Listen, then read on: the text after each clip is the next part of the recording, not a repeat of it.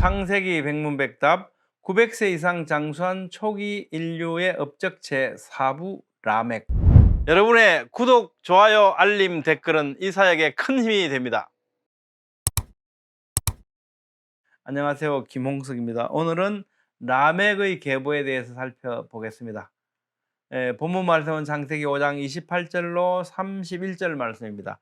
라멕은 182세의 아들을 낳고 이름을 노아라 하여 이르되 여호와께서 땅을 저주하심으로 수고롭게 일하는 우리를 이 아들이 안위하리라 하였더라. 라멕은 노아를 낳은 후 595년을 지내며 자녀들을 낳았으며 그는 777세를 살고 죽었더라.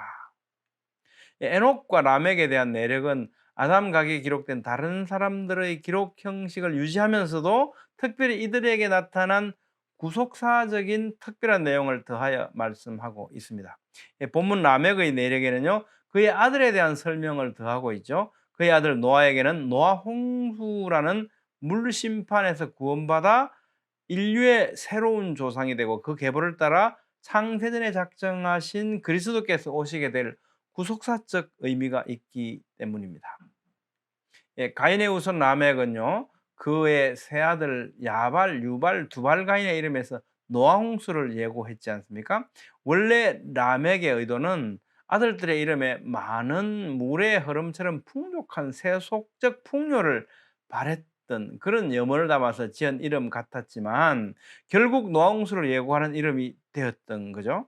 셋의 후손 라멕은 노아 홍수에서 은혜로 구원받은 아들을 낳고 우리를 안위하리라는 의미로 노아라고 이름을 지었습니다. 노아로부터 인류는 다시 시작되었고요. 노아의 후손으로 그리스도께서 오셨죠. 노아는 바로 우리 할아버지인 거죠. 혈육적으로 우리 할아버지 조상입니다. 라멕은 182세 아들을 낳고 그 이름을 노아라 했다. 이 앞에서는 다 어떻게 했냐면 누가 몇 세에 누구를 낳고 아담이 130세에 셋을 낳고 이렇게 하잖아요. 그런데 여기는 다른 거죠. A가 몇 세에 B를 낳고라는 형식을 벗어나서 본문은 기존 형식을 벗어남으로써 이 아들 노아는 특별한 존재라고 하는 것을 이 문맥의 이게 서술의 구조상으로도 우리에게 강조를 해 보여주고 있습니다. 특별히 그 이름의 의미에 대해서 말씀을 하죠. 그 이름을 노아라 이르되 여호와께서 땅을 저주하심으로 수고롭게 일하는 우리를 이 아들이 안위하리라 하셨더라. 노아라는 이름은 쉬다, 앉다, 휴식하다는 뜻을 지닌 누아흐에서 유래했습니다. 노아는 이름의 의미대로요, 노아홍수 가운데 하나님의 은혜로 방주를 통해서 구원받은 생물들에게 안식을 주는 사명을 1차적으로 감당을 했습니다. 그러나 궁극적으로는 영원한 안식을 주러 오실 예수 그리스도의 예표입니다. 이름을 노아라 하여 이르되 여호와께서 땅을 저주하심으로 그러잖아요. 땅을 저주. 이 저주는 어떤 저주입니까? 이 말씀은 선악과 사건으로 인해서 여호와 하나님께서 땅이 저주를 받게 하신 그 사건을 의미하죠. 그래서 이 땅이 엉겅퀴를 내고요. 우리는 이제 이 땀을 흘려야 먹을 것을 먹게 되는 이런 수고로움이 더하게 된 거죠. 그 땅을 저주해서 그래서 우리는 수고롭게 일해야만 먹고 살 수 있게 되는 그 상황을 말씀합니다. 이것으로부터 우리를 안위하리라고 하는 의미를 우리에게 주고 있죠. 자, 그렇다면 땅은 너로 말미암아 저주를 받고 해서 이 저주를 받고 이 창세기 3장 17절에서 19절 말씀. 근데 이 저주하다가 단순형으로 사용이 되었는데요. 창세기 3장에서는요. 여기서는 이 본문에서는 강의형으로 사용이 되어졌습니다. 그래서 이미 내리신 저주가 변경될 수 없는 엄정한 것이라고 하는 것을 강조하는 의미를 나타내고 있습니다. 우리말에서는 느낄 수 없는 원어에서는 그것을 의미하고 있습니다. 수고롭게 일하는 우리를, 수고롭게 일하는 우리를 직역하면요, 우리의 일들로부터 그리고 우리 손들의 수고로부터 이런 의미거든요. 이는 선악과 사건으로 인해서 사람들은 일에서 노임을 받을 수 없다.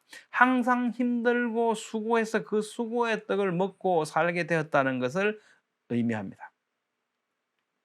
자, 안위하리라. 나함의 강의형, 미완료형으로 나함이 이 강의형으로 사용된 경우에는 위로하다로 번역이 되는데요. 따라서 본문은 또 미완료형이기 때문에 거듭하여 지속적으로 위로를 받게 될 것을 기대하는 의미를 지니고 있습니다. 하지만 노아가 창세기 3장 17절 18절에 땅의 저주로부터 우리를 안위하셨는가? 아니잖아요. 그죠? 사람이 생계를 위하여 땅을 일구어야 하는 고통스러운 노동은 지금도 노아홍수 이후에 지금도 계속되고 있고요. 어쩌면 더욱 나빠진 환경 때문에 더욱 힘들어졌을 가능성도 있습니다. 이 저주는 오늘도 계속되고 있고 이 수고로움은 노아의 후손으로 오실 그리스도를 통해서 성도가 됨으로써 궁극적으로 안위받게 됩니다. 예, 마태복음 11장 28절 수고하고 무거운 짐진 자들아 다 내게로 오라 내가 너희를 쉬게 하리라. 예, 히브리 4장 3절 믿는 우리들은 저 안식에 들어가는도다.